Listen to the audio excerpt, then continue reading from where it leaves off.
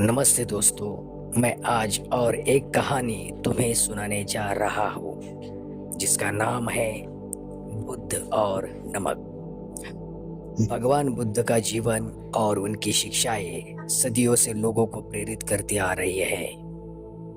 उनकी हर कथा और उपदेश में गहरा अर्थ छिपा होता है जो जीवन को समझने और उसे सही दिशा में जीने की राह दिखाता है।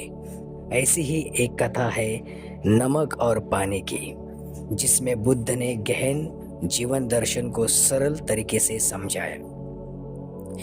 ये घटना उस समय की है जब भगवान बुद्ध अपने शिष्यों के साथ विभिन्न गांवों में घूम घूम कर उपदेश दे रहे थे। एक दिन वे एक छोटे से गांव में पहुंचे जहां लोग अत्यधिक दुखी और परेशान थे। गांव वालों ने सुना था कि बुद्ध अपने ज्ञान और ध्यान के माध्यम से लोगों के दुख दूर कर सकते हैं। इसीलिए गांव के प्रमुख बुद्ध के पास आए और उनसे प्रार्थना की कि वे उनके गांव में रुके और लोगों की समस्याओं का समाधान करें। बुद्ध ने गांव वालों की बात सुनी और उनकी आंखों में दुख और निराशा को महसूस किया। वे जानते थे कि इन लोगों को सिर्फ सांत्वना नहीं चाहिए, बल्कि एक ऐसा मार्गदर्शन चाहिए जिससे वे अपने दुखों को सहन कर सके और एक शांतिपूर्ण जीवन जी सके।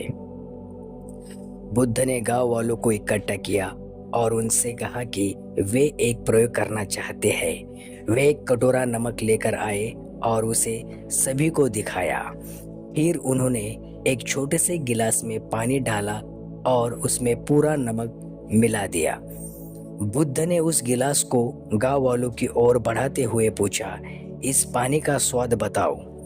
गांव वालों में से एक ने पानी का स्वाद लिया और तुरंत कहा, ये बहुत कड़वा है, इसे पीना मुश्किल है।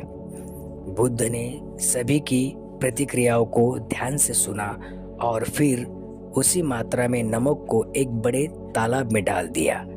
उन्होंने तालाब के पानी से एक बाल्टी भरी और उसे गांव वालों के सामने पेश किया। अब इस पानी का स्वाद बताओ, बुद्ध ने कहा। गांव वालों ने जब तालाब के पानी का स्वाद लिया तो उन्होंने पाया कि पानी मीठा और शुद्ध है। उन्होंने बुद्ध से कहा, यह पानी बिल्कुल सामान्य है, इसमें कोई कड़वाहट नहीं है। बुद्ध ने गांव वालों की प्रतिक्रियाओं के बाद समझाया, देखो, ये नमक हमारे जीवन के दुखों का प्रतीक है।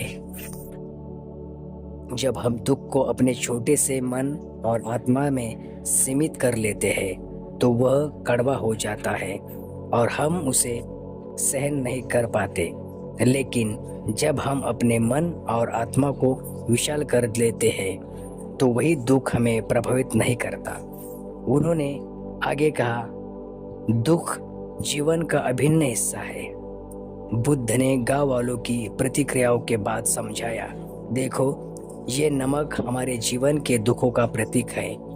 जब हम दुख को अपने छोटे से मन और आत्मा में सीमित कर लेते हैं तो वह कड़वा हो जाता है और हम उसे सहन नहीं कर पाते। लेकिन जब हम अपने मन और आत्मा को विशाल कर लेते हैं तो वही दुख हमें प्रभावित नहीं करता। उन्होंने आगे कहा, दुख जीवन का अभिन्न हिस्सा है। जैसे नमक को पानी में मिलाने पर वह कड़वा हो जाता है, वैसे ही दुख हमारे जीवन में आकर हमें पीड़ा देते हैं। लेकिन ये हम पर निर्भर करता है कि हम उस पीड़ा को किस प्रकार से संभालते हैं। अगर हमारा मन छोटा और संकीर्ण है तो थोड़ा सा दुख भी हमें असहनीय लगता है। लेकिन अगर हमारा मन विशाल और शांति से भरपूर है तो वही दुख हमें प्रभावित नहीं करता। बुद्ध ने गांव वालों को मन की शांति और दृष्टि के महत्व को समझाया। उन्होंने कहा, हमारा जीवन हमेशा सुख और दुख के बीच झूलता रहता है। हम इन दोनों का अनुभव करते हैं, लेकिन हमारे मन की स्थिति ही ये तय करती है कि हम उन अनुभवों को कैसे लेते हैं। जब हम अपने मन को शांति और धैर्य से भरते हैं तो हम जीवन के किसी भी परिस्थिति का सामना कर सकते हैं। उन्होंने बताया कि ध्यान और प्राणायाम के माध्यम से हम अपने मन को शांत कर सकते हैं। जब हमारा मन शांत होता है तो हम स्पष्ट रूप से सोच सकते हैं और सही निर्णय ले सकते हैं। इसके अलावा हमें अपनी दृष्टि को भी व्यापक बनाना चाहिए।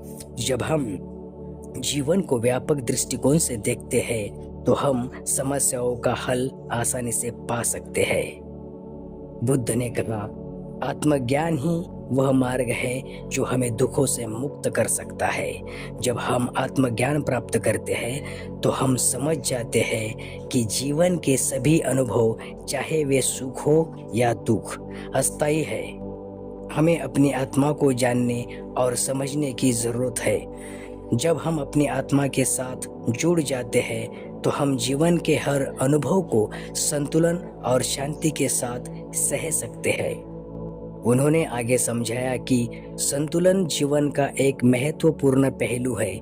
जब हम अपने जीवन में संतुलन बनाए रखते हैं तो हम किसी भी परिस्थिति का सामना कर सकते हैं।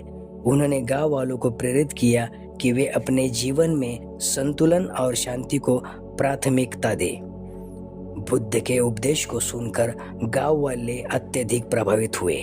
उन्होंने समझा कि दुख और सुख जीवन के हिस्से हैं, लेकिन ये हम पर निर्भर करता है कि हम उन अनुभवों को कैसे लेते हैं। उन्होंने निर्णय लिया कि वे अपने मन को शांति और संतुलन से भरेंगे और ध्यान और प्राणायाम के माध्यम से अपने आत्मज्ञान को बढ़ाएंगे।